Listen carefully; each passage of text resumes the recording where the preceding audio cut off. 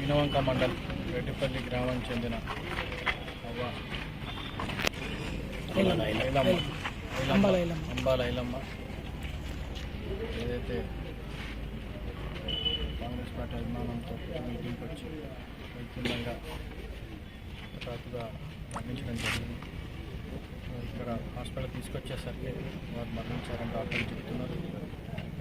వారికి ఏదైతే పోస్ట్మార్టం చేసి కారణాలు ఏందనే తెలిపించుకొని మళ్ళీ రిపోర్ట్ ఇస్తానని చెప్తున్నారు. ఏదేదైనా చాలా బాధాకర విషయం. ఖచ్చితంగా వాళ్ళ కుటుంబానికి వాళ్ళ కొడుకున్నాడు, చదివి ఉద్యోగం కూలీ పని చేస్తున్నాడు.